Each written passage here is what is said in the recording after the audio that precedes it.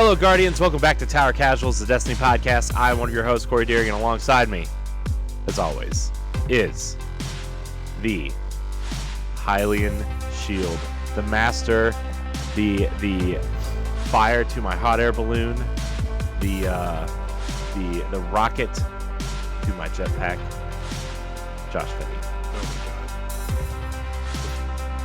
god. Corey, it's been a week. It's been a week. It's been a good week. For me, at least. It's been a week. For me, at least, it's been a good week. It's been a week of not a lot of sleep, but it's been a good week. And that's, as you couldn't tell by Corey's intro, Tears of the Kingdom's out, guys. Zelda is out. We are playing 10 million copies in 48 hours. Yeah. That's actually insane. For reference, the third highest selling franchise or entry in the Legend of Zelda franchise is Twilight Princess at 10 million copies. Yeah. Lifetime. That's across the Wii U and the Switch. Wii U, Switch, and Wii, and GameCube. Yeah, I'm so used to saying Switch. It's across 3 platforms. Ocarina of Time also across multiple platforms. That's at 14 million, and then Breath of the Wild is 30.7. This is going to eclipse 15 by the end of May easily. I might eclipse 15 by the end of the week. I mean, genuinely, because you think about when it released. I have some friends who have kids that are like, 11, 12 years old, and they're like, no, you cannot have this game we will not buy it for you until school is over. And so when school is out in a couple of weeks, get ready. There's going to be another spike. Yep, it's gonna be that. It is the fastest selling Nintendo game ever in North America. Yeah. And worldwide, the only game that Nintendo's ever released that has matched it was Pokemon Scarlet and Violet last year. Yeah, and this game is, we'll say, higher quality in a lot of ways. It's already like a top 15 selling game on the platform. That's just... I mean, first off, that's bonkers for this game, but that's also shows you like just what an insane amount of software attachment rate Nintendo games have. Yeah, I mean, the Switch has almost like a 10-to-1 attach rate, which is insane. And I know like we have a lot of Season of the Deep prep info to talk about tonight, but we wanted to talk. Corey and I both wanted to talk Zelda to start tonight off because that's what literally everybody has been playing. The Discord has just been filled with people talking about Tears of the Kingdom. Nerd's been texting me about it. I'm in text chains with a bunch of friends just like sharing Korok crucifixion videos and Gundams. Yeah. I mean, it's crazy, man. Like Stephanie and I have been texting back and forth about it. Mm-hmm. And it's been like, oh, did you see this? So like we actually have a similar amount of gameplay time into the game, but we both went in different directions. Mm-hmm. And we're like, like she didn't. Well, this was like a couple days ago, I guess, but like she didn't know about like the dragon tears. Oh my god. Yeah, because she didn't go on the linear path. Yeah. And I was like, I told her about it, and she was like kind of freaking out about it, and like she told me something about something on one of the Sky Islands that I wasn't aware of, and it was like, man, this game is just so full of stories. And I mean, you and I have been talking before we started recording about stuff that like, you went one way first and I went the other way, and it's like it's just this game. It's so it's funny. It both holds your hand more than and less than Breath of the Wild. It feels like they tried to give you a more definitive, hey, go here to start everything type of guidance, which I remember kind of fondly from Breath of the Wild. I remember leaving the Great Plateau and pretty much like hauling ass straight to Kakariko Village.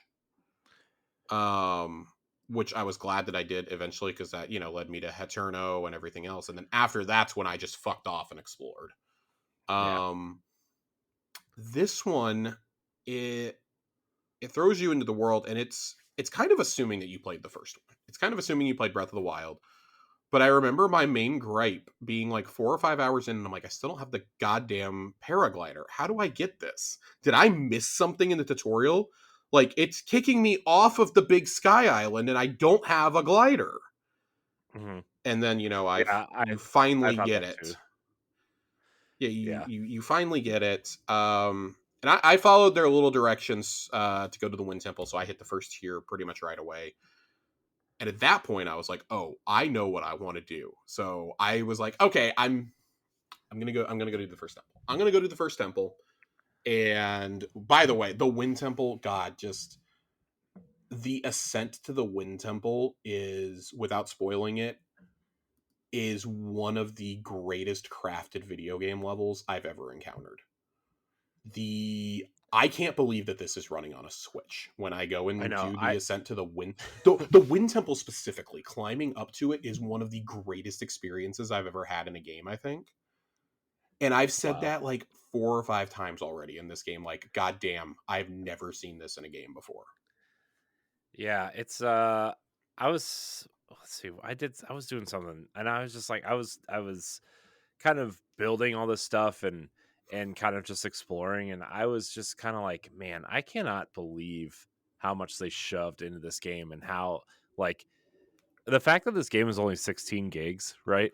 Yeah. Or 17 or something, like it's insane. It's ridiculous. What I can't get over is they kept an entire third of the game completely secret despite the leaks. Yeah. It was like whoever leaked the game just basically, like, there was like this unspoken rule, like, we're not going to spoil that this is in the game. Yeah. I would say to anybody who is wondering what I'm talking about, after you do your first temple or whatever, because I don't believe you can get the quest until after that, go back to Lookout Landing and talk with Robbie and Joshua underneath the awning. They will give you a mission to go to one of those gigantic red and black booty holes that you see out there. Hmm. And your quest literally is jump in. Hmm. Jumping in is one of the most terrifying experiences I've had in a game, because the music changes and becomes all sinister as you're diving in. And it's pitch fucking black down there, my friends. Yep. The shit I have found down there in my limited amount of exploring and the quests I did include a brand new power, which is very useful if you are enjoying crafting vehicles and weird contraptions. This is the fucking power for you. There are story beats that are picked up on from Breath of the Wild that I did not think they were going to touch on again. There are chests you can find that contain all of these special armor items from the amiibo. They are scattered throughout the depths, along with you can get weapons that are not corrupted down there, which is very nice. It is just a treasure, and that's where you want to go to mine the Zonite, so you can get more charges for wackier contraptions and be able to Yeah. fly further and shit. Like, it's just, this game is so intricate. It's a Zelda game for the Minecraft and TikTok generation. That's the best way I can describe it, because I saw somebody, and God bless them, they had to have been like, I think they were like 18, 19 years old. They were like, I don't understand how anybody is arguing that Breath of the Wild is the better game over this, other than like, it did it first. And I think Nerd made the same argument, like, other than it did it first. Hmm. And all I'm going to say is, I think for those of us who are very not creative and are just happy to have four wheels and a plank of wood that works, Hmm. Breath of the Yeah, I mean Wild that's is in some ways the superior game, but I'm having so much fun. It doesn't matter if you're bad at the building. the thing is that the game, if you don't want to engage in the building all that often, like they give you all the tools you need in the area where you need to solve a puzzle just to get it done, right? But then they Yeah. give you the tools to build like these crazy contraptions. Like I was telling you, like I want to get all the story stuff out of the way so I can go back and like just fuck around, like just kind of go in and like do whatever I So want and like well, we were talking about different paths. I've taken everybody that I've talked to has taken a different. Nobody has taken even remotely the same path, other than like mhm. a lot of us went to the Wind Temple first and then just kind of like fucked off. And Yeah. I See, I didn't urge. go to the Wind Temple first. I went uh because we were trying to figure out because Breath of the Wild is our book club game for my other podcast for the next couple months, Ooh. and we were like, we need at least a guiding direction. Uh, and once we found out like what that first kind of major story beat where like the four kind of phenomena show up on your map, we were like, Mm-hmm. let's head to the northeast and work our way counterclockwise. And so that's kind of like where my brain has been at, because we've been Yeah. trying to, because like the last couple book clubs we had Hogwarts Legacy, which is pretty linear, and then Resident Evil 4, which is This is obviously just very such a clearly different linear. beast. Yeah. Um, I saw a quote this week that basically it was the producer of the Zelda series, who, I mean, part of the reason these games are so good is because it's been the same staff for like 30 years. They have Hmm. very little turnover at Nintendo. They just add to the team. Yeah. Like, people retire and like their apprentices come up. Like, that is the team to be on at Nintendo, Hmm. is the Zelda team. Yeah. And it was The it was a fact that the fact that these games were like were directed by the Skyward Sword director is incredibly, like, it's almost laughable at this point, right? Like, I mean, yeah, the producer of the series, his last game directed was Twilight Princess, I believe. yeah. Um, but he was responsible for Majora's Mask, Wind Waker, Twilight Princess. He largely took over overseeing the franchise from Shigeru Miyamoto after Ocarina of Hmm. Time, Right. and it's wild to see him talking about this. He goes, so I don't think that we can ever go back after doing Breath of the Wild and Tears of the Kingdom. Like, this is kind of what you can expect from Zelda going forward, which I Hmm. think is amazing, but it's also like extremely daunting. I personally I've actually, and I'm not exaggerating this, I genuinely have felt overwhelmed in this world in a way I did not with Hmm. Breath of the Wild. Breath of the Wild, I felt like I was at home. It was a Yeah. bigger, more interesting Skyrim to me. Hmm. This one, I was like, okay, so there's islands and stuff. And then I fell into a hole for the first time, and I realized there was an entire other map down there.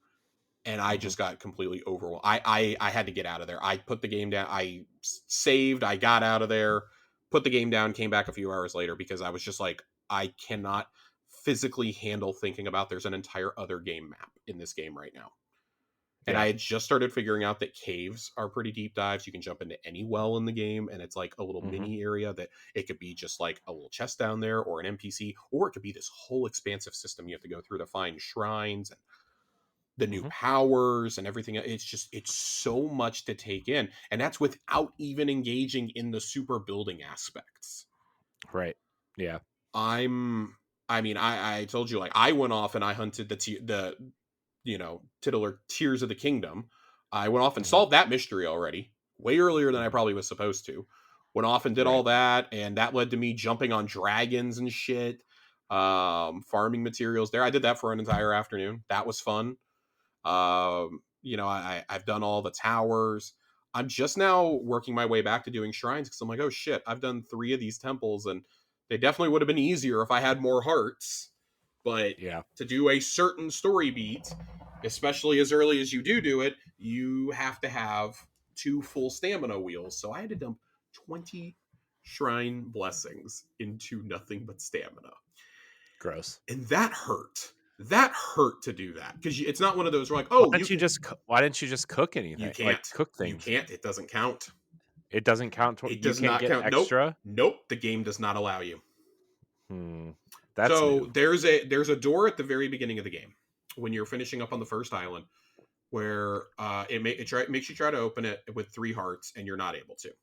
So you have to go get the last shrine blessing and then get another heart container. When you have 4, you're able to open it. There is a beat like that, but with stamina wheels, and you have to have 2 full stamina wheels in order to do Mm. Mm. it. Okay. And yeah, I watched one too many because I tried to do it the first time with a yellow stamina wheel. Does not count. Mm. Must be 2 full green bars. Gross. Gross, but one of the absolute. I have said this 4 or 5 different times in this game already. It is one of the coolest fucking things I've seen in a game. And I Yeah. just got done saying this about my run of Jedi Survivor. Like, god damn, they did so many things I loved in this game. Jedi Survivor enjoyed a very nice 10 days as the best game of the year for me. I don't see how anything. I've probably put about 35 hours into this game so far in the last week. I've done a lot of this game. That's less than I thought I was going to, but I've done a lot. Mm-hmm. And let me tell you, I don't see how anything beats this game this year. No, I no, say I that as don't. someone who has loved the Diablo beta and will play probably hundreds of hours of Diablo 4 this summer.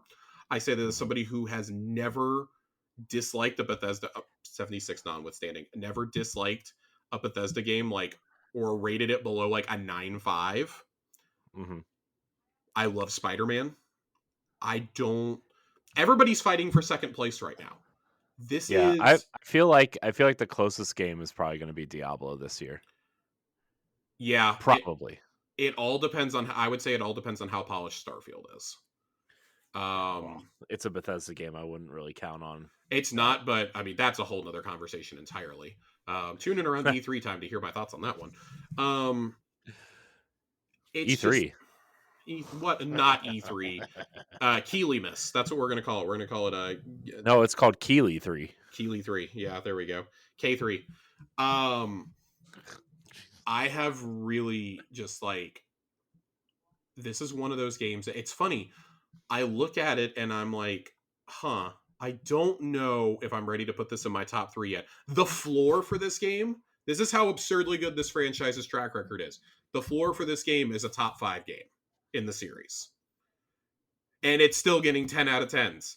It is the highest rated, one of the highest rated games of all time on Metacritic with a 96. It is Mhm. the highest rated game on OpenCritic of all time with a 99 out of 100 critics recommending it. There was one review from like Gfinity Esports or something that circulated. Oh yeah, I They saw gave that. it like a 6 out of 10. And I was like, get the fuck out of here. I never get mad about reviews. And I was like, just get the fuck out of here. Like, admit that you're not good at the game and score it Why higher. why is an esports like, you know what I mean? Like why is an esports website reviewing The Legend of Zelda? Are they going to add multiplayer like machine kart racing in this? Oh, that'd be cool though. That would be really cool. Yeah, right. The Switch would blow up in your hands if they added I multiplayer to yeah, this. that's the only other thing I wanted to kind of address. So I bought a brand new Switch to play this game. I bought the OLED Switch. I wanted better performance. Even playing in docked mode, I've had so many frame rate drops. And I don't think that Hmm. it's a deal breaker, but I do think it needs to be addressed. Like not like, Hmm. oh my god, I'm gonna go on a crusade with Nintendo. Like it's just yes, you can score it a It's 10 out of time. 10, but I think like we need like a little addendum here. Like, hey, there are some and listen, I'm done saying like, well, it's Nintendo, so it's an underpowered console. Like, no, these are the same gripes I had about Breath of the Wild 6 years ago. I was really hoping they would have improved by now. Yeah, but I also think like, man, I was The it's a who Nintendo posted game who argument is getting a little stale, and no I say that as someone no whose like who favorite franchise ever is Zelda. no the I was somebody, I forget if it was Tom Warren or Paul Tassi or something, that said if Tears of the Kingdom isn't the Switch's swan song, it should be, right? Yeah, And then there's all that stuff that came out that said, their console's progressing nicely, and uh but it's not coming out until like what, next spring in the earliest, and I'm like, it's it's not. currently projected based on like manufacturing timelines and stuff to be late March, early April. Yeah, I think that's too soon to be. I don't.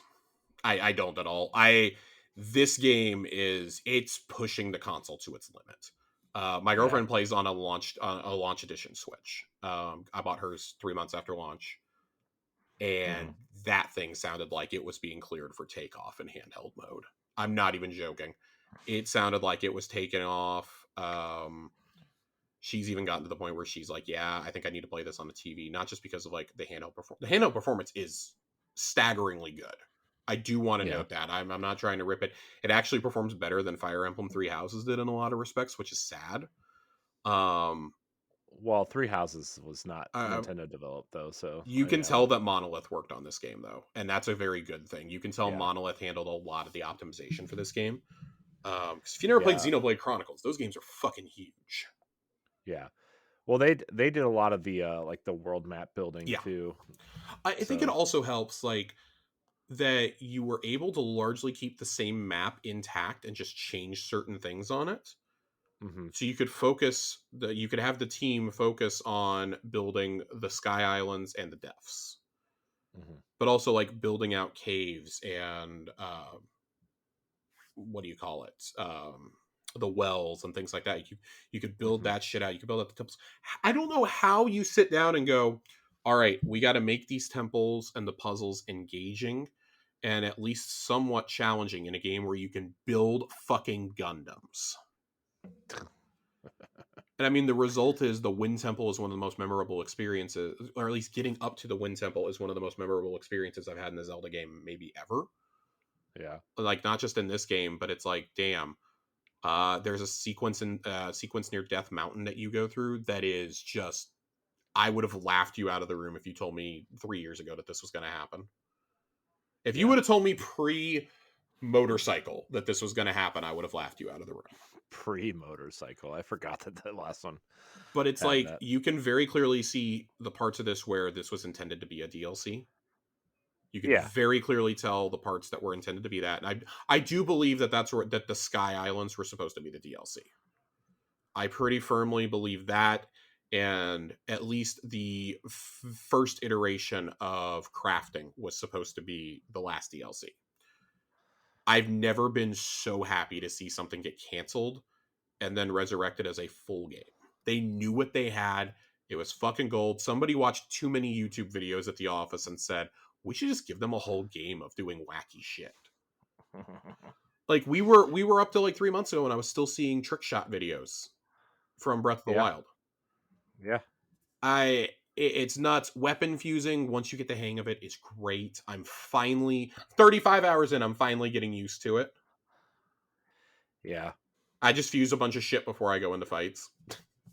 Yeah. I mean, I've been fusing a lot of stuff too. Also, it really helps when your amiibo grant you things that are like, Yes. I have a plus 28 and a plus 35 shield that I'm just kind of hanging on to I got a plus right now. 48 shield out of one of mine earlier, and I got a plus 50 bow. Those Nice. things are being saved for the end, my friend. Yeah. They're being saved until I set foot in Hyrule Castle. But Yeah. yeah, all around, I don't know if this is quite cracking my top four. Just my top four is pretty impenetrable for the franchise. At least my top three is.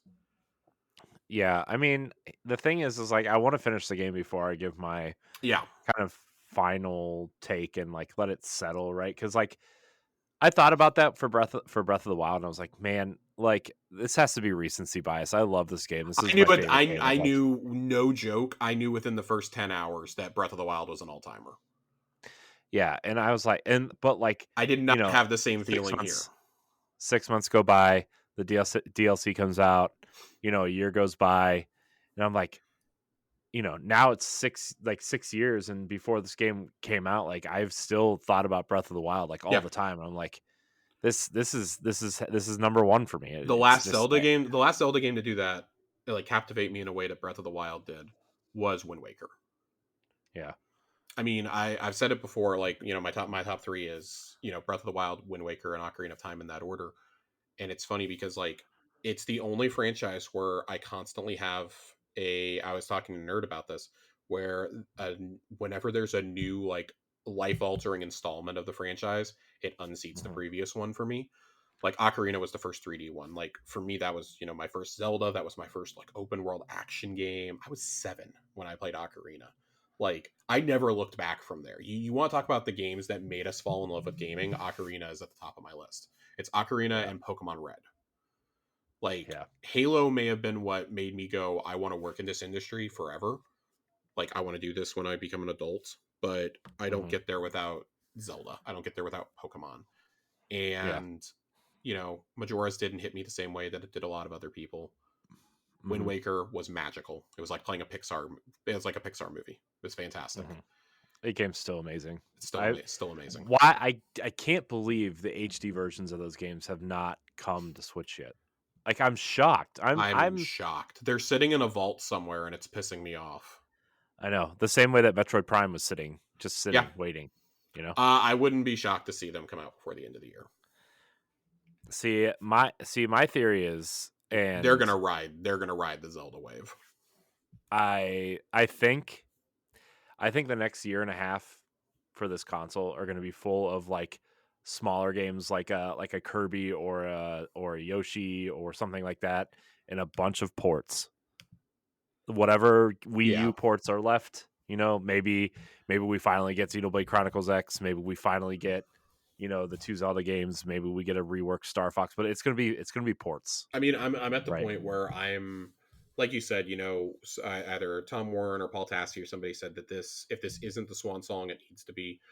I agree. I Hmm. mean, Pikmin's not going to be nearly as taxing on the console, obviously, but Hmm. this really is like in terms of like an all out experience. I think this kind of has to be it. I think the next console launches with Metroid Prime 4 at See, this point. I'm under the impression that the next console is launching with whatever the Odyssey team is working on. I think it's both.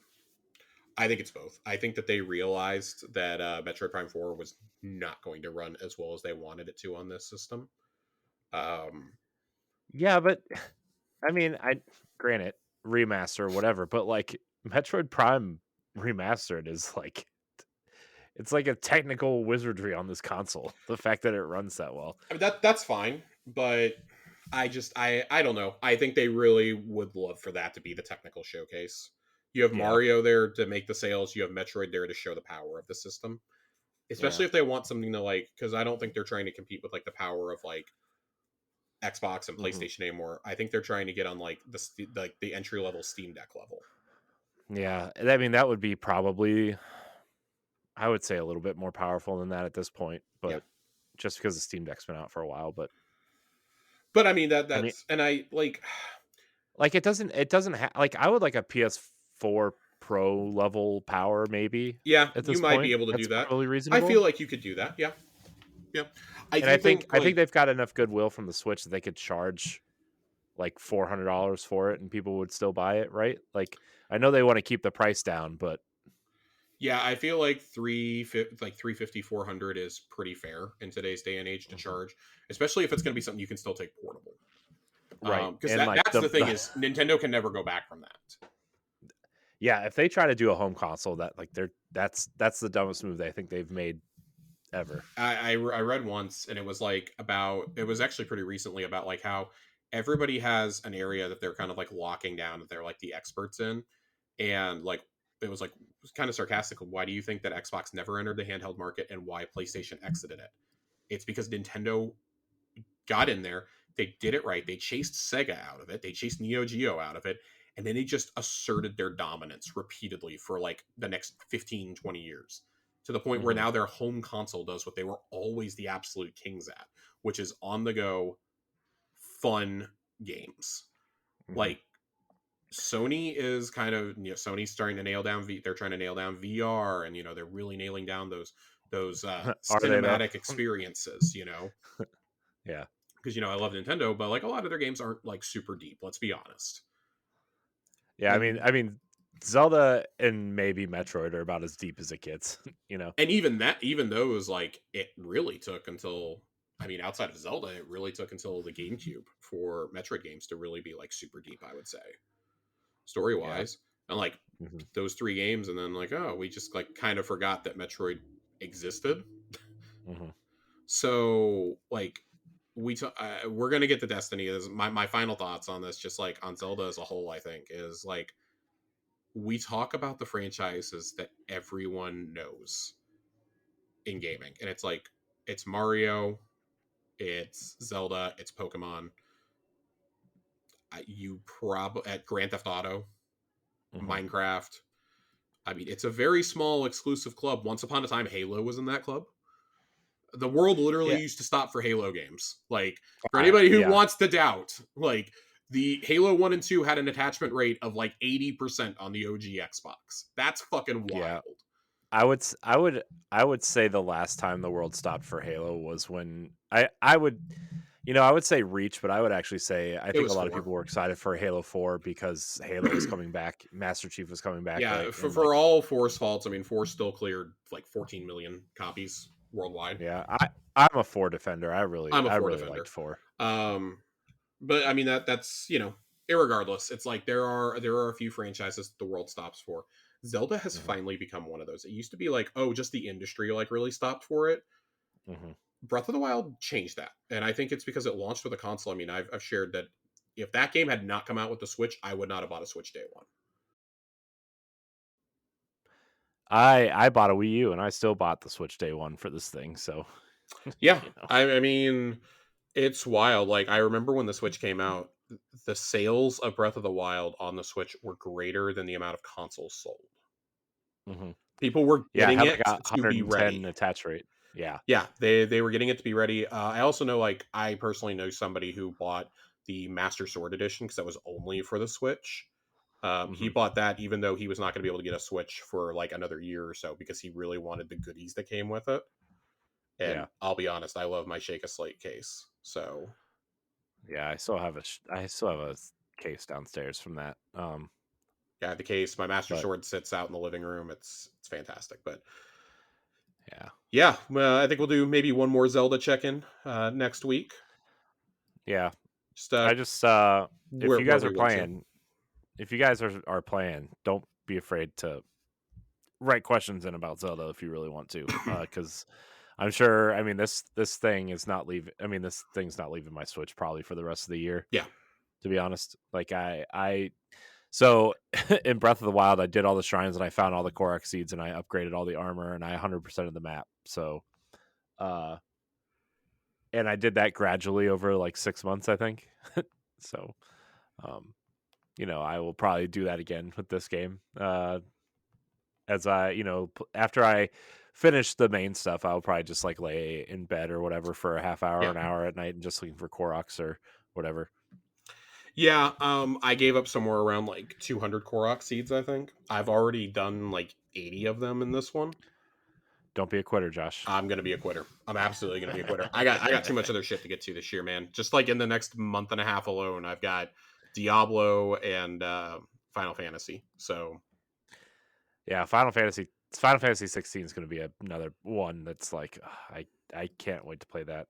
I hope I hope I hope it's good. I hope it looks like a banger, it but looks like an absolute banger. But Corey, let's shift to some Destiny talk. This is the Tower Casuals after all. I guess we could probably talk about Destiny since this is a Destiny I show. guess we can talk about it because of this. Can I ask you a question? You can ask Like me anything. when was the last time you actually sat down and like actually like played Destiny? Not just like to check in and do a bounty or do, a couple strikes or whatever, but like actually sat down and played Last week Destiny. actually, leading up to Zelda. Oh, okay. I was finishing up some of the seal requirements with Ronnie and Aaron. We were Okay. doing the Legend Battlegrounds and doing some Excalibur runs to finish up the requirements for the seal. Did that with Okay. some Guardian game stuff. Got my champ title, Nice. so had to do it. But yeah, no, we had to take a break from Zelda, or I had to take a break from Zelda on both Friday and Sunday to finish the Battlegrounds.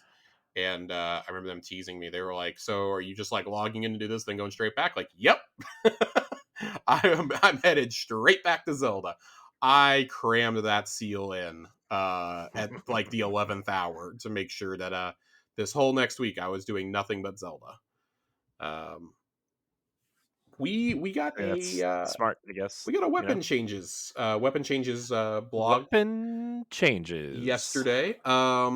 It's very largely exotic focused, but there are some other like pretty key changes that we're going to talk about. Um, that happened here. Corey, I found what you were talking about beforehand. Corey's like, I could have sworn we talked about this a couple weeks ago when I had this sit out. That was a PV. That was mainly PvP changes that you guys talked about. No, this wasn't a couple weeks ago. This was probably a couple months ago. Oh well, This then was like that was partway through the season. that was yeah that was for the season 21 or for the season 20 patch. Then this is all brand new. It's Yeah. all brand new. Okay. I don't know. I feel like we talk about weapon changes are coming all the time, and We then do just because it's a live service FPS. Um, So hipfire reticles and field of view have been changed. Rebuilt reticles for the following weapon types so they move more visibly at high field of view while still conveying current state of the weapon accurately. That's fusion rifles, hand cannon, sidearms, and trace rifles. Plan to update other weapon reticles in a similar way in a future release. Shotgun reticles also now scale with FOV, such as that the reticle will closely match the pellet spread regardless of your selected FOV. And note that as of Lightfall, they dynamically scale with shotgun pellet spread angle changes. So basically, just helping a little bit so that you can see more accurately where your shit's hitting. I know that I've seen things before like, wait, that doesn't make sense. And, well, now it makes a little bit more sense. Um, Charge meters, fusion rifle charge, and sword guard energy are critical aspects of these weapons, which until now required relying on cues built into the weapon's visuals or audio. We have updated their hipfire reticles to include this information as well. Fusion rifles will have a charge meter under the reticle, and sword reticles now show current sword guard energy. So swords are going to function like glaives, and fusion rifles, well, you don't have to have a hope and a prayer that it's ready to go. Experimental aim down sights reticle. They're going to try this out on Shayuras. Hmm. Yeah, now has an aim down sights reticle that reacts to the weapon's accuracy and auto aim state and ties into red reticle, meaning this will change color when an enemy that's within this weapon's engagement range is under the reticle. I actually really like this, and I want to see how this plays out. I think that this is definitely a change that will help in PvP, especially.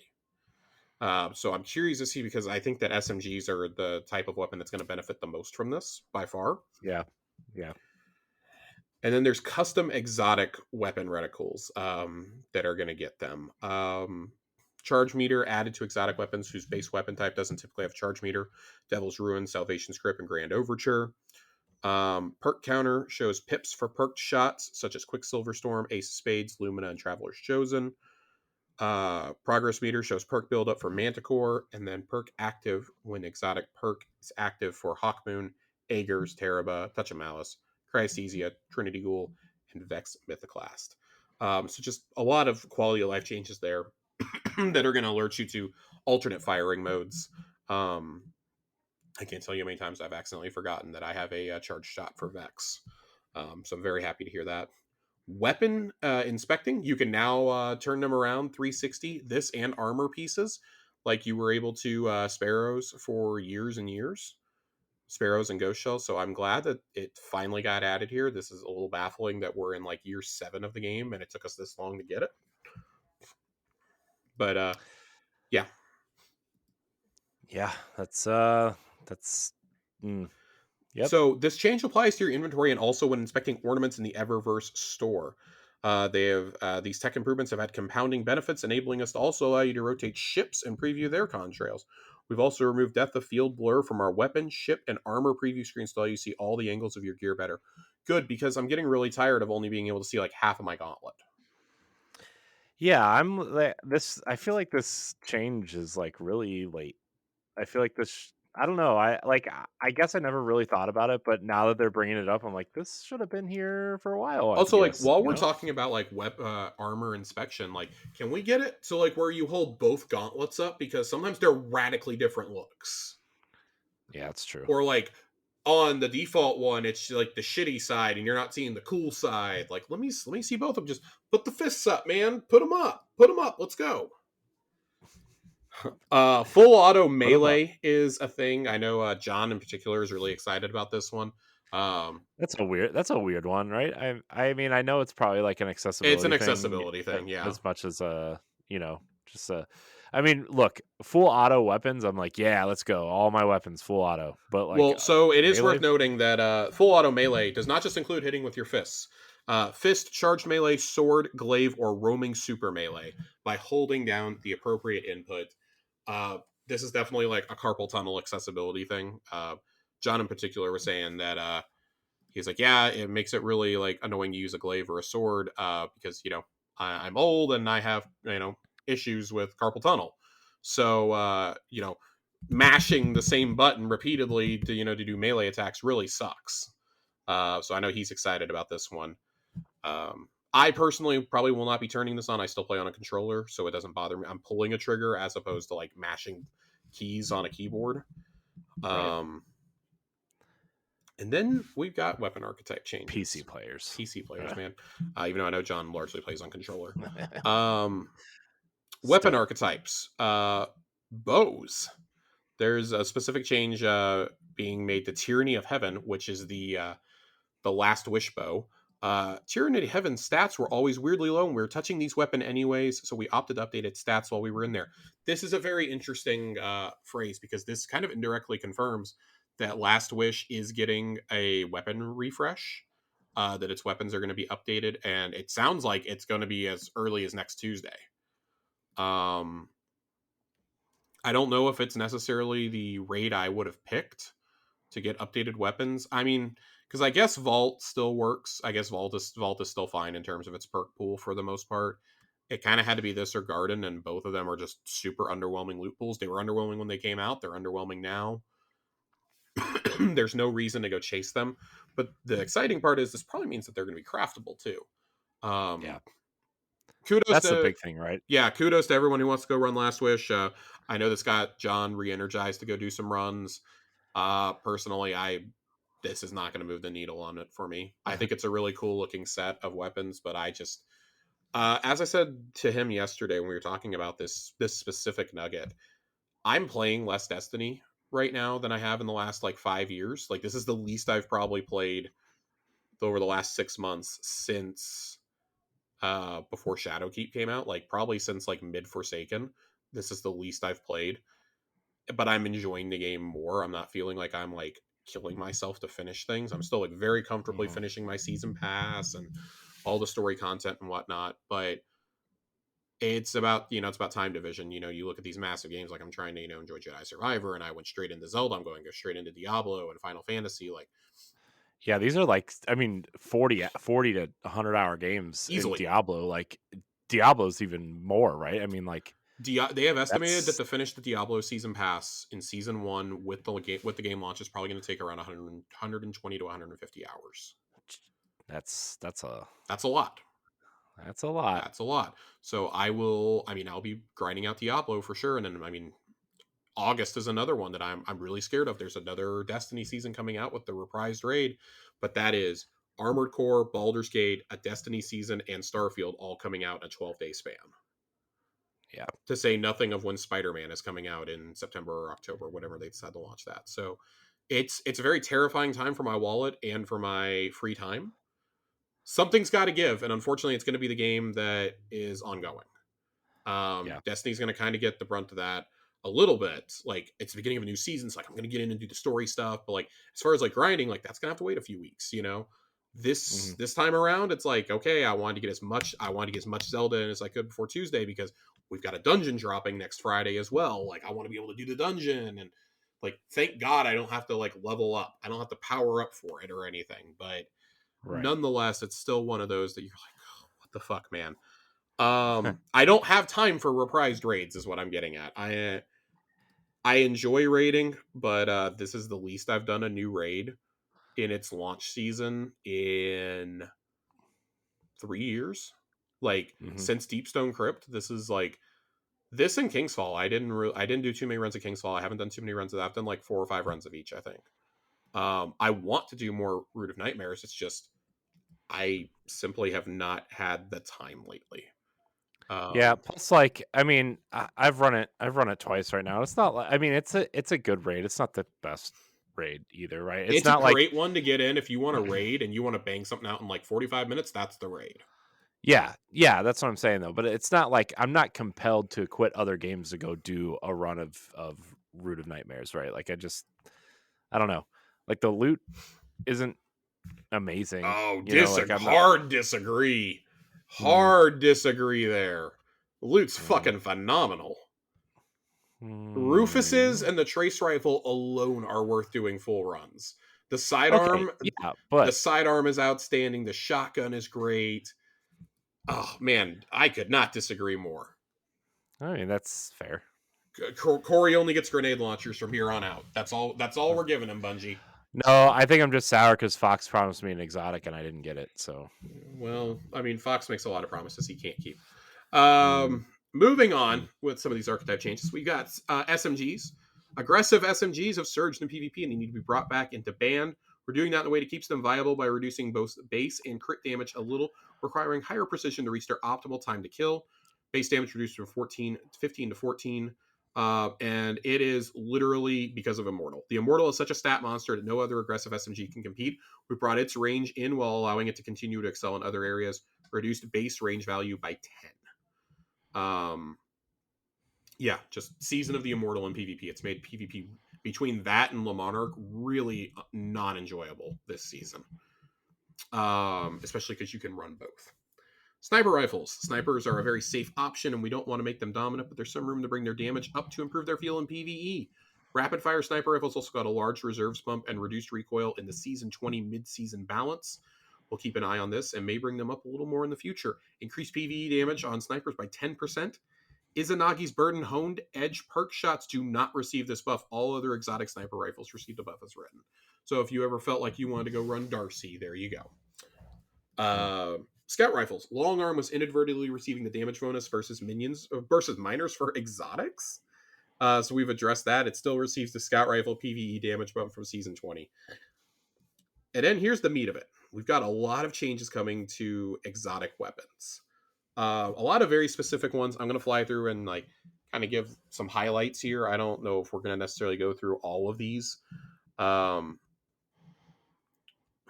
For all 5 of us who use Eyes of Tomorrow, the multi-target and missile volley and adaptive ordnance exotic traits suggest it should be used to kill groups of enemies, but the rocket launcher ammo economy doesn't allow for that. What if smart use of the weapon against groups refunded ammo? Killing 4 targets with a missile volley will refund 1 ammo. I'm actually really excited to use this for ad clear the next time we get a solar-based season. This could be a lot of... I think this could be kind of spicy. This could be a little fun. I'm not going to go run it in something like a GM, but I could very easily see myself running this in like Battlegrounds or something. Yeah, it's yeah, I could totally see that. Graviton Lance's performance feels exotic, but it was easy to miss out on the full damage of a burst because so much of it was backloaded, and we felt the tuning of Revision Zero's heavy rounds 2 burst would be a good fit. Increased RPM from 257 to 300. Rebalanced damage per shot. Increased first shot damage on a body shot from 9.5 to 19. Crit shot 15.7 to 31.4. And then decreased second shot damage from 35.6 to 25.6. And 58.7 to 42.3. Cool. I think Graviton Lance is really fun, but I've kind of struggled to find a place for it in my build as of late. I think with some of the updates to the subclasses, like it's been really, really viable. It's just I've been having more fun with other void weapons is all. Yeah, no, I agree.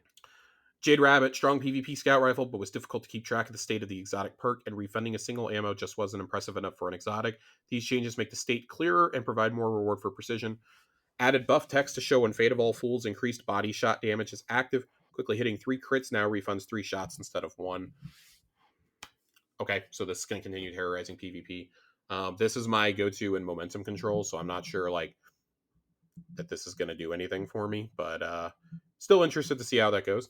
There's some updates to Mana Core. I don't know anybody who uses this weapon. It's there if you want it. Luminous.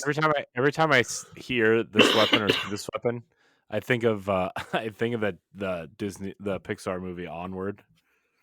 For some reason, I do not remember a single thing from that movie. I'm going to be real. Wow, it's one of the characters is the Manticore, which is kind of funny. That's all.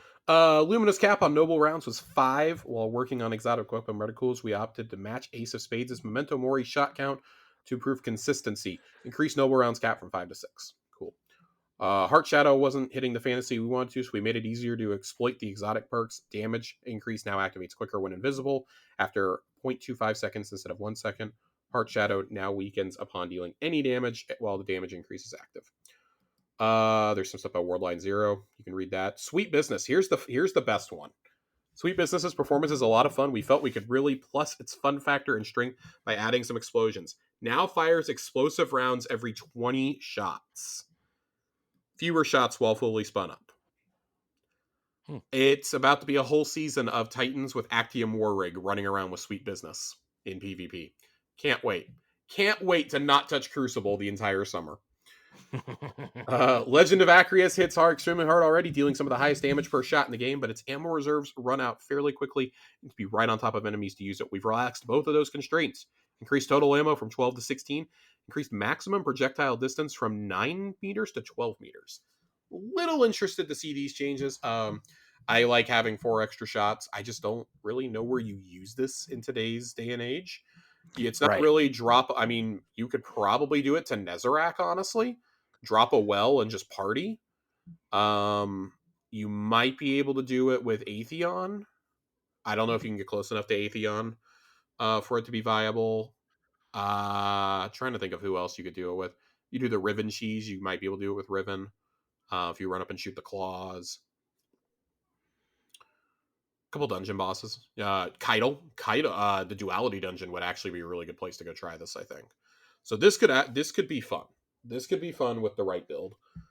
Mm. Tommy's matchbook is all about burning yourself, so we've updated it to let you burn others as well.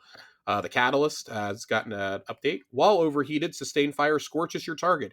Every 5 shots applies 14 plus 7 with Amber of Ashes fragment. Scorch stacks. No Time to Explain's drone would not work against barrier champion shields when it had anti-barrier effect, so we fixed that. We also made the drone work with the Feeding Frenzy perk. Updated drone to work with anti-barrier will break barrier champion shields and over-penetrate combat shields.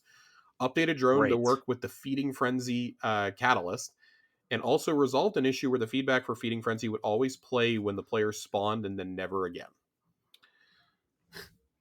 Some of these Great. changes are fucking wild that we're getting into. Skyburner's Oath Solar 3.0 pass turned out to be too conservative, so we brought it up to be more competitive with Too other scorching conservative. options. Increased scorch stacks from 3 to 5 and 5 to 10 with Ember of Ashes equipped. Salvation's grip performance and utility is entertaining and situationally useful, but as a heavy weapon, it really needs to do some damage without compromising its identity. We've rebuilt its functionality using bowling as an inspiration. Reworked to have 2 firing modes. Charged shot creates a pattern of stasis crystals, and uncharged shot is a normal grenade launcher shot, which does more damage to stasis crystals and frozen targets. Added a new perk that reloads the magazine from reserves when you quickly shatter at least 3 crystals with the uncharged shot. That could be really fun. I know John is excited to go play around with this, and that sounds about right with the Behemoth build that he had. I'm a little interested to play around with this with Hunter Stasis, considering we have the throwing stars. Um, Kind of want to see how that's going to go, but I still think that that's a very like wacky outlier weapon. Um, Bad Juju fixed an issue that was causing the weapon to recoil like an auto rifle. Recoil pattern will not be similar to post rifles. Fighting Lion's damage against red bars spiked to massive levels due to a recent bug. We've addressed this, but note that it still receives the 40% damage bonus for exotic primary weapons. Uh, and then the Winter Bite exploitable damage bug will be fixed. And Thunderlord. Thunderlord has surged in popularity with the release of its Catalyst and Season 20 machine gun buff, but it shipped with a bug that allowed lightning strikes at a higher frequency than intended against divinity bubbles. We've addressed that. Note that regular crits are not affected by the change. So I don't think this is too big of a change. I don't think this is too massive, but getting those extra lightning strikes was pretty damn helpful. We know that this was the strat for day one Nez. Obviously, it's not going to be as good anymore, but it's still going to be strong. It's still going to be pretty good. And then we got two last sections to go, 2 small sections, perks and the future. So perks. Fragile Focus is fairly potent, but the perk deactivator was very unforgiving. Bonus from Fragile Focus now lasts until shield pop returns when shield regenerates to 100%. So Fragile Focus is now a good perk. Thresh, Demolitionist, and Pugilist have always granted increased energy on shotgun, fusion, and sniper kills, but Glaive's missed out on that bonus until now. Grants increased energy to glaive projectile kills. Very excited. I run Thresh on my Glaives. This is just music to my ears. I love it. Reconstruction has been simplified under the hood so we can place the perk on more weapons without exceeding perk budgets. This results in a slight change to the timing of the perk where the initial timer and the cooldown timer between reloads have been unified, 4 seconds and 3.5 for enhanced. And then Shoot to Loot has now been upgraded to pick up Orbs of Power, which is very interesting. Very interesting. Currently, it only works on direct hits. The ability for orbs to be picked up with weapon detonations will be added in a future patch. I don't really use shoot to loot, but I do agree that there is a place for the perk. Being able to pick up things besides just ammo boxes makes sense. It just makes sense. Yeah. And then when we're talking about the future, The future. there's two things here. There's two things here that we're going to go into. They're talking about redesigning how Zoom interacts with damage fall off. That's like really deep shit.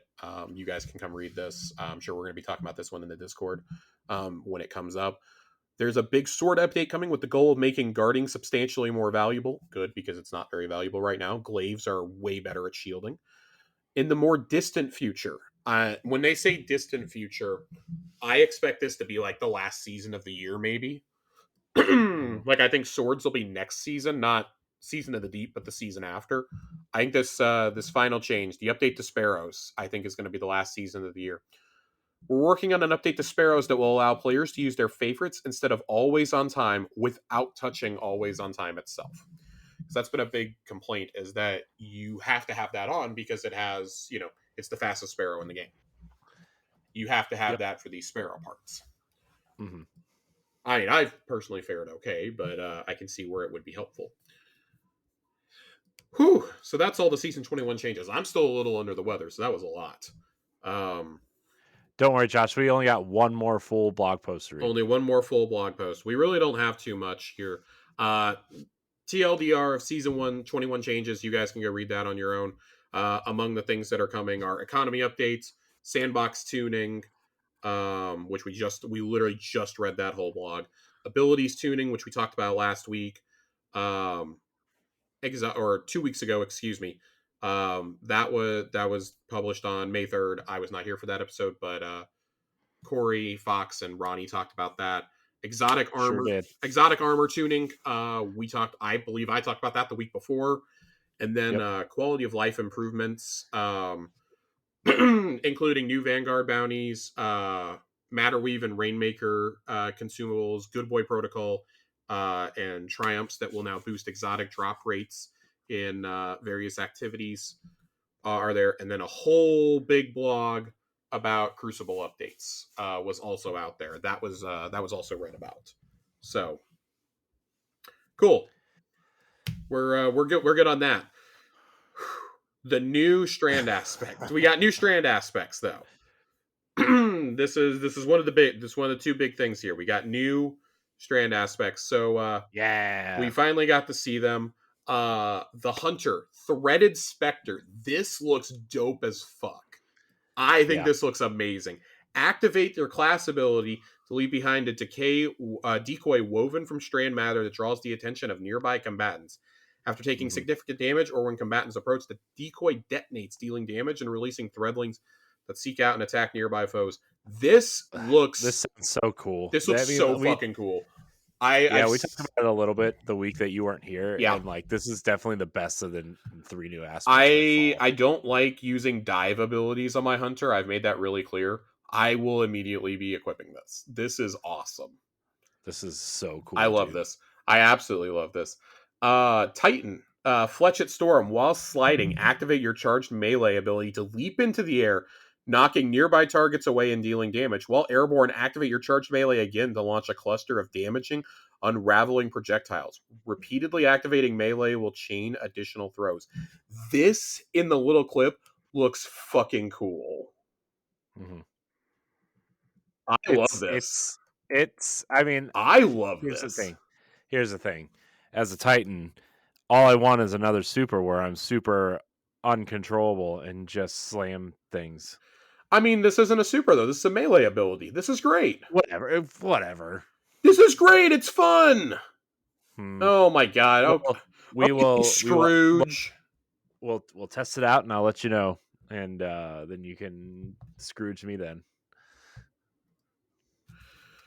Swim in my big, not money pile, my tears of sadness. And then Warlock is getting the Wanderer. Tangles you throw attached to enemies and detonate into a suspending burst. Threadling final blows create a tangle. I think of all the abilities, it's cool, but yeah, I'm like the least jazzed about this one. It's like this feels like something that should have been built into Tangles from the beginning. I don't Yeah, know. probably. I don't know. Most Yeah, I kind of agree with you, to be honest. It's fine. It's the most underwhelming of the three, though. I think, like far and away. Yeah. Titan's got something cool. Hunter's got something cool. Warlock's got something that should just be built into Tangles for everybody. Um, our last big What you get thing. for being a warlock? We have a couple big things left here in the blog. God, I actually forgot how long the TWAB is this week. We have the new artifact coming. Going to fly through these real quickly. Of course, our anti-champion mods for this next season are going to be anti-barrier auto rifle, unstoppable hand cannon, overload scout, overload trace, unstoppable glaive. Glaives again! I'm so excited. I love glaives. I Slaves. love glaives. Little less jazzed about anti-barrier auto. I'm not going to lie. I think that's really aggravating. Um, but I'll take that over Overload. Overload Trace is going to be awesome. Cold Heart is going to be such a good choice this next season. Yeah, I think it's time to whip. I'm trying to whip that out. Cold Heart's going to be really good. And oh god, what's the other one? There's a legendary arc one, and I'm completely blanking on the name right now. I'm sure John's going to listen to this and remind me of what it is. He's screaming at you right He now. literally is. Um, our authorized mods are going to be Arc, Void, Strand, and Melee, along with Technicolor Siphon. Grants access to helmet armor mods that combine the effects of Strand and Arc Siphon. So pretty excited for those. I like that they're still going to have a little bit of Void. That's very fun. Column 3, your improved Unraveling increases the amount of damage dealt by unraveling a target. Deeper Origins greatly improves the benefits provided by Unstated Hunger, Nanotech, Tracer Rockets, Harmonic Resonance, and Noble Deeds traits. Unto the Breach, defeating a Void debuff target creates a Void Breach while your Void subclass is equipped. Very excited. Electric Armor stayed amplified longer while your Arc subclass is equipped. Thunderous Retort grants bonus Arc super damage if cast while critically wounded or while amplified. Lasts until the end of the super activation. Those two, Electric Armor and Thunderous Retort, are going to be absolutely essential for any Arc build next season. Hmm. Yeah, definitely. You're picking those, and you're picking Arc Siphon. Hands down, Hmm. you're gonna equip those three. Strand Soldier. Your Strand weapons gain unraveling rounds when you gain Woven Mail while your Strand subclass is equipped. Overcharged Armory, the same perks we talked about above. Unstated Hunger, Nanotechs, Harmonic Resonance, and Noble Deeds are always overcharged weapons for you when that modifier is active. Protective Breach. Picking up a Void Breach gives you an Overshield or refreshes your existing Overshield. Countercharge. Here we go. Gain a stack of armor charge when you stun champions. And amped up. Yeah. Gain damage resistance while amplified. Uh, Again, very excited. This is the hold movement key class. And then the final one, Conductive Cosmetic Needle. Targets affected by strand debuffs take increased damage from Arc and Void abilities. Shock and Awe. Arc final blows while you're amplified summon a burst of lightning that damages and jolts targets. I will absolutely be running this with Ikelos SMG. Supernova. Picking up a Void Breach causes your next source of Void damage to create a large weakening pulse. I'm really excited for this one. Squad Yeah, it seems. goals. Squad goals. Performing a finisher while you are amplified grants amplified to nearby allies while your Arc class is equipped. Performing a finisher while you have Woven Mail grants Woven Mail to nearby allies when Strand is equipped. Performing a finisher when you have Devour grants Devour to nearby allies when your Void subclass is equipped. Very excited to see some of the Fire Team combos that we see for this dungeon coming out of this perk alone. Yeah, it's gonna be interesting to see. And then Lightning Strikes twice. After throwing an Arc Grenade, gain increased grenade recharge for a short time. Arc Final Blows extend duration of this benefit. You know how we got that nerf to Storm Grenades? I don't know if it was going to be enough with this perk coming into play. Yeah. Mm. I think these are some fun ones. Nothing really like, aside from squad goals, nothing is squad goals and countercharge are very exciting for me.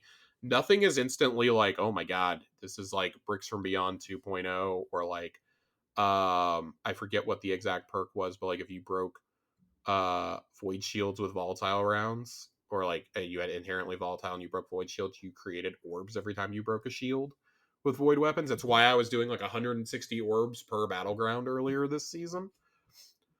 Nothing that immediately catches my eyes like that. I think they knew they couldn't give us another perk like that, but still very excited to run around with my beloved Ikelos SMG and Thunderlord. I think that this is going to be a really fun season to use a lot of those weapons that either grant you, lightning, or that grants you Volt Shot. Gonna bust out my Brigand's Law again, my sidearm that I liked so much, and see where it goes. I don't know how much I'm gonna be able to do. I'm gonna have to get an Arc Glaive. I'm gonna have to start running Arc Glaives. Nezrak's Whisper is gonna have to come out of the vault. Do it. And then, Do it. do it. Do it. Updates to enemy elemental shields. We're changing how enemy shields look. Over the past few years, we've introduced numerous changes to the core game experiences. We've overhauled internal systems as well as endeavored to make the game more accessible to our audience. This touches on both of those topics. So it's a visual only change. It's not changing the actual gameplay. I actually really like the change to shields. It looks like they have like this just aura around them instead of this big fucking Campbell's soup can. Given the majority of these shields have been in service since 2017, the number of bespoke combatant shields has become more difficult to maintain as we've significantly expanded the number of enemy combatants in the game. To address this challenge, we've made a large back-end shift to a new shield system that will be easier to maintain and improve upon, which brings us to our next point, accessibility. We took the opportunity to create visuals that are more accessible for colorblind players and players with other visual impairments. We've minimized visual information that is not relevant to gameplay in favor of bringing up the foreground, more combat-relevant details. Cool. That's fine. Like, cool. We'd like to note that immunity shields, white shields, and shields for specific boss encounters will not be receiving this update due to their slightly more complicated nature. We avoided making any broad changes which could unintentionally impact encounter mechanics, designs, etc. Cool. Fantastic. And a note from the engineering team on stabilization. Oh boy. I've been wanting to talk about this because the game's crashed a lot this season. Oh boy, has it's it been pulled offline for emergency maintenance more this season than I think I've seen in almost 10 years of the franchise. Yeah, I mean, why? I mean, why now though? Well, we're going to read about it right here. As part of the Great. work to prepare for Lightfall, we embarked on a large technical upgrade to improve our Destiny 2 services and hardware. This work included updating our services to use new technology as well as preparing for hardware upgrades. In the long run, this investment in the back end of Destiny 2 should lead to a more stable and reliable experience for all players and faster recovery in instances where service downtime does occur. The launch of Lightfall was a great example. This was high stability and uptime for both launch day and the Root of Nightmares World First Raise. However, as millions of players have interacted with these services, we have discovered some issues that we are working on addressing. A prime example of this is our background service update system. Typically, several days before one of our Tuesday updates, we will stage the update on our servers. This upgrades our back-end services to the new version and means that during the Tuesday patch, we will only take a brief amount of downtime before letting players back into the game.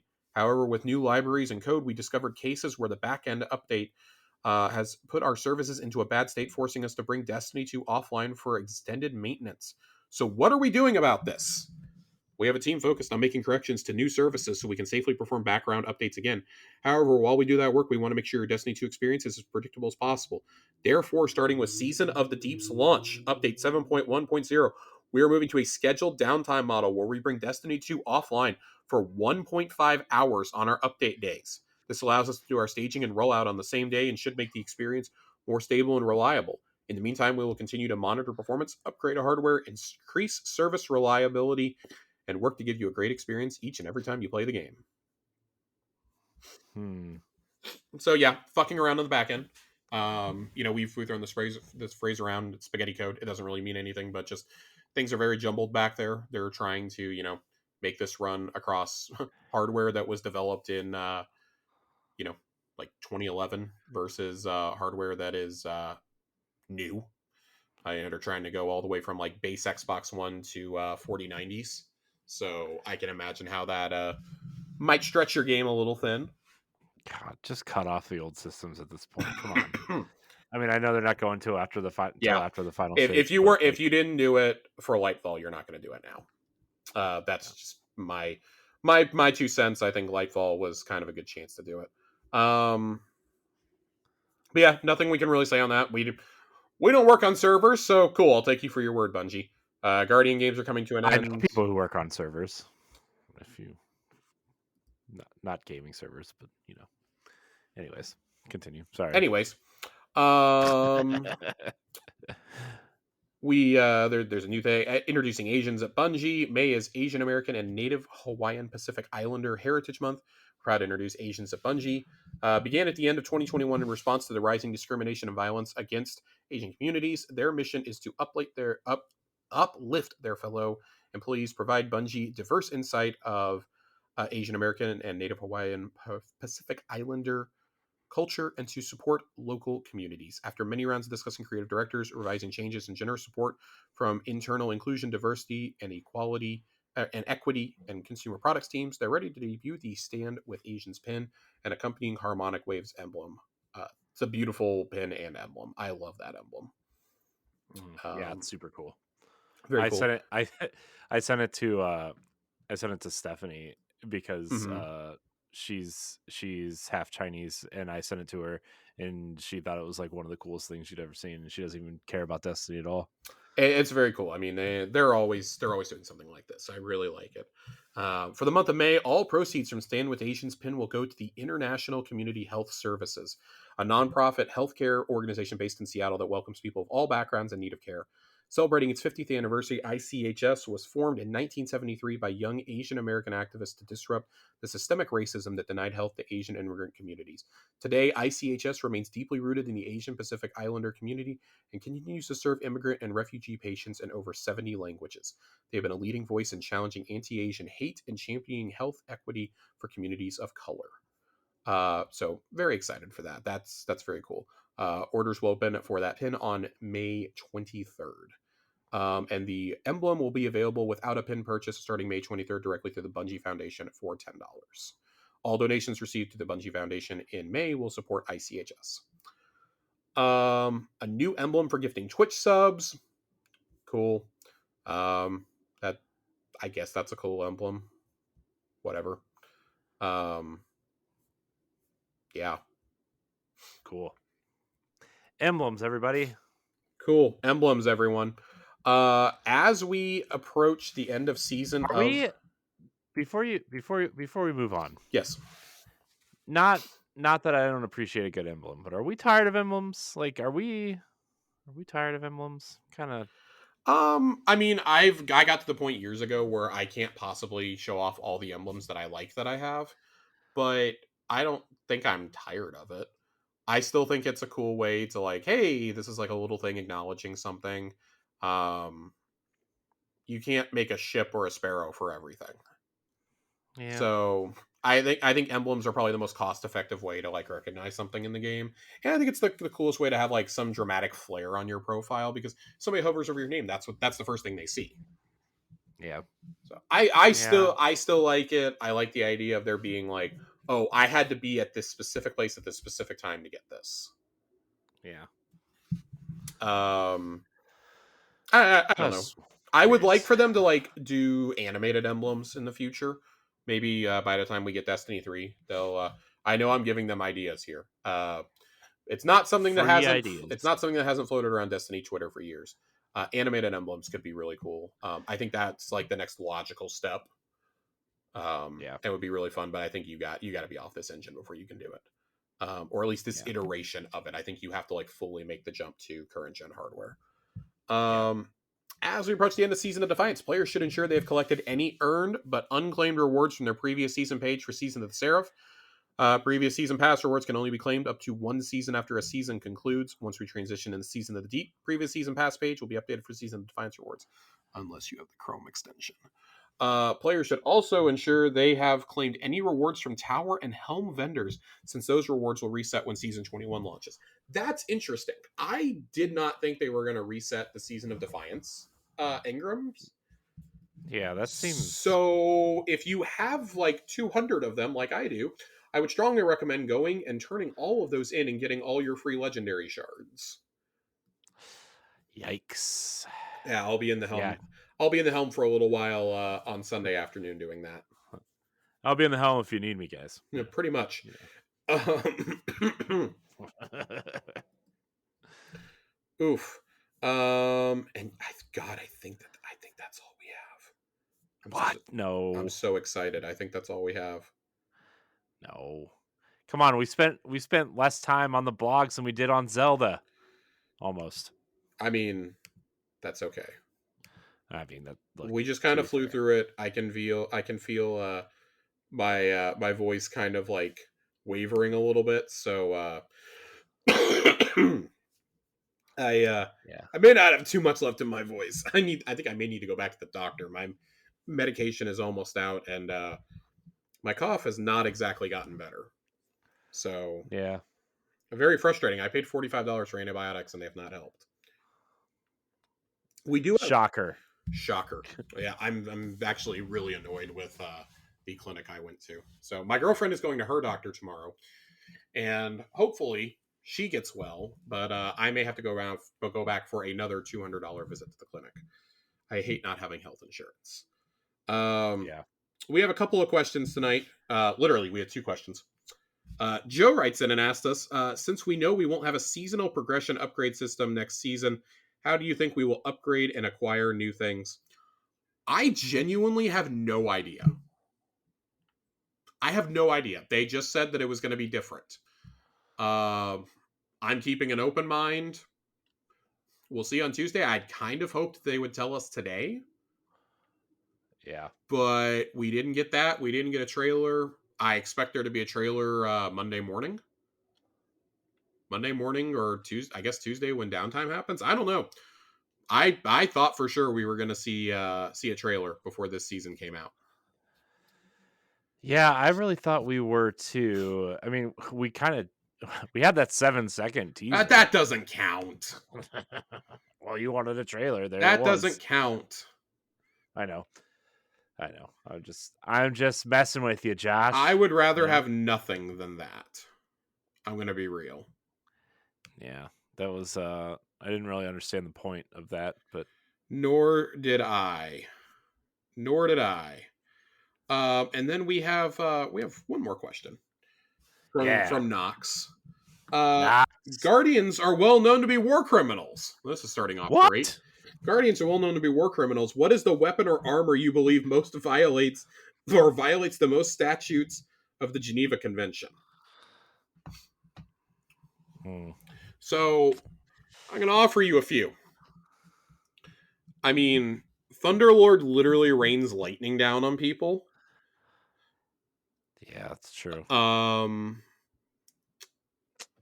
Jotun is a heavily modified kitchen appliance that burns and tortures people to death. It chases people. Telesto. Telesto just breaks everything. Telesto is sentient.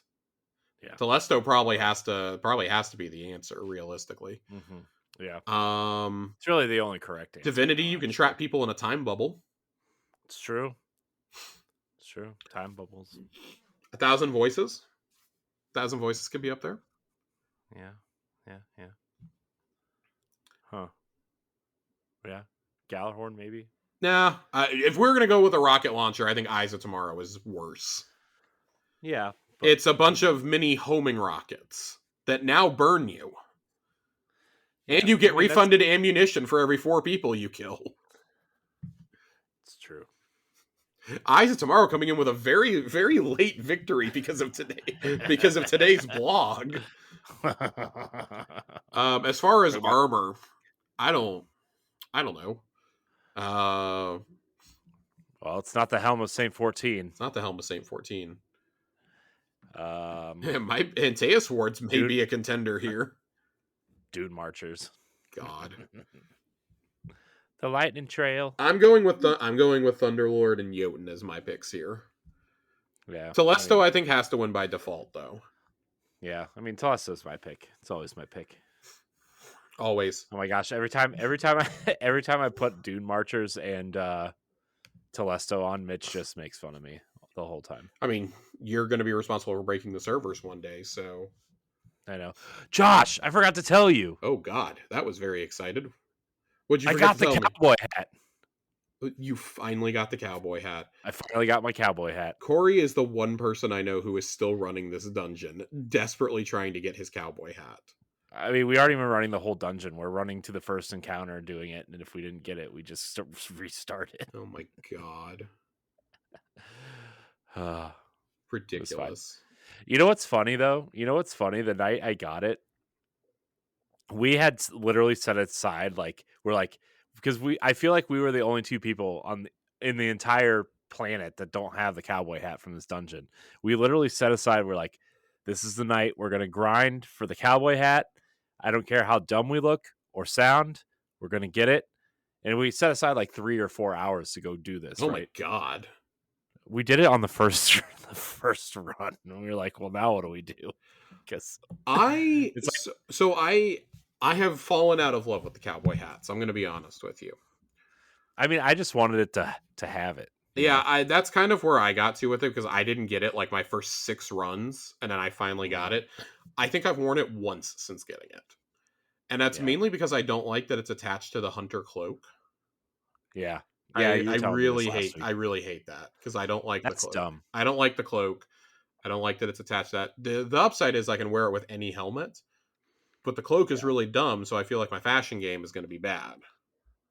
yeah. I can't believe it's attached to your cloak. I I guess can. because your hood's up. I Yep, guess. that's exactly what it is. This would have been a great opportunity for a hoodless cloak, though, guys. Yeah, like a cape. Y'all keep You asking know. for these, and we keep saying no. Yeah, I'm just you should probably do the thing. You know. Oh my All I'm saying. god. That's all I'm saying, Josh. Do You we know. have anything else, Corey? Is there anything else going on in Destiny Land? I mean, not really. I mean, we're just kind of gonna go do the seasons and the changes and the Guardian games is almost over, and I'm just Guardian games. This is the least engaged I've been with one of these little seasonal events in a hot minute. yeah, it's really Zelda's Well, fault though. I mean, I didn't really participate much in Solstice last year either, to be completely honest. Yeah, I did enough to get the title, which means that this year, since I already have the title, I probably won't care. yeah. I mean, Um, that's fair though, right? I mean, that seems fair. yeah, Fair enough. I don't know. Maybe by the time Solstice rolls around at the beginning of August, I'll be out of my little funk. Yeah, I am looking forward to playing some more Destiny. I just this was a really rough season in my personal life, so Destiny has usually been my escape, but I just like kind of pulled back from everything and got a nice long break in. But I'm jonesing to be playing some Destiny, so I'll be around when I'm not busy cooking up a storm in Hyrule yeah. It's or saving Sanctuary. I'm yeah, I'm actually like I'm quite ready to go play after we're done recording. Um, just because I'm ready to progress in this game because I have been dicking around for so long. Yeah, I'm ready to progress in the game a bit more myself. Go do some more shrines, but I'm very jazzed that we're going back to Titan. That's really exciting for me, Destiny wise. This is kind of what we hoped that seasonal content could be eventually, was going to destinations. Even if Hmm. that means the destination likely gets vaulted again after Final Shape comes out, so be it. They're going to achieve their thing of, hey, when you go back, we want it to be a brand new experience. Hmm. So really looking forward to see what that looks like. Still holding out hope that Savatoon's song comes back as a strike, even though I'm pretty sure it won't. So I can still hold out hopes, and we'll see. Yeah, we'll see where this goes. We've got that. We've got the new strand aspects. We've got the quest that's going to hit Niamuna on Tuesday as well. It's supposed to start giving us more information about the Veil. Very excited. We could have a very deep lore corner next week, or it could be a big nothing burger. Lore corner will come back next week. I promise. We are Yeah. bringing it back. I'm gonna finally, I'm gonna sit down and I'm gonna map out some lore corners for us for the summer. Um, this season there was a bunch of lore and there also wasn't. Um, Yeah, I mean, I feel like the lore we did talk about was kind of dense, but there wasn't a lot to like go through. You know what I mean? it's one of those I need to sit down and go through it more in depth. Maybe we'll circle back around to some of it, especially the Nezarec lore. Maybe we'll circle back to eventually. We'll see how that goes. So, Corey, why don't you Yep. get us on out of here? Let's do it. Yeah, I think it's Zelda time. So I want to thank everybody for watching and or listening to this episode of Tower Casuals. You can follow us on the socials at Tower Casuals. Join the Discord if you want real, meaningful social media conversations. That's where we'll be. Uh, Josh, thank you for your time tonight, as always. Thanks for the Zelda chat at the beginning. God, I love Zelda Uh, so much. I know, I do too. Where can we find you? Uh, I mean, you can still find me on Twitter at Josh_Finn. I'm probably very upset still about the Spurs getting a third all-time center in a row. Yeah, well, Fucking ludicrous that they've only been in the lottery 7 times and have gotten 3 first-round picks out of that. They've never been bumped down once. that's so funny, I was man. very upset when I found out that the Mavs were one number away from jumping into the top four. Yeah, wasn't there only like a 0.3% you almost got it? There was a 3% chance that we could jump up. There was a 3% chance for the number one pick. There was a 12% chance we would jump to the top four. We were one Yeah, number off from jumping to the top four, yeah. which, depending on which number it was, may have hurt more, but would have been a way to get an all-time asset or trade it for someone really good. But no, we can't have nice things here in Dallas. We at least Nope. kept our pick and did not give it to the New York Knicks. So For now. no, next year they get it. They get it next year because as our GM came out and said, this is the first and last time I plan on being on this stage. We have a top 5 player in the world in Luca. We don't plan on being back here. On the other hand, Wemby has already told teams that he's already told San Antonio he plans to win a championship ASAP. So good luck with that one. I know they have a bunch of draft picks, but good luck. Have fun. I will not be rooting for your future success. You're in my fucking division, and I really wanted him to go to Detroit or Charlotte. Well, you know. This Sorry, man. is a catastrophe. It's a catastrophe. Have you seen who's in the West? This is a catastrophe. It's true. It's true. Uh, it's all right. There's everybody's talking about trading Donovan Mitchell now in Cleveland. So Unbelievable. you know, Unbelievable. We have a lightly used Davis Bertans and Tim Hardaway Jr. that we'll give you for him. Cleveland, man. Cleveland fans are dumb. You can find me at I am Corey and HD on Twitter and Instagram. You can I don't know. You can find me anywhere else on the internet. I don't know. Thanks for watching, listening, whatever. Until next week, we love you. Goodbye.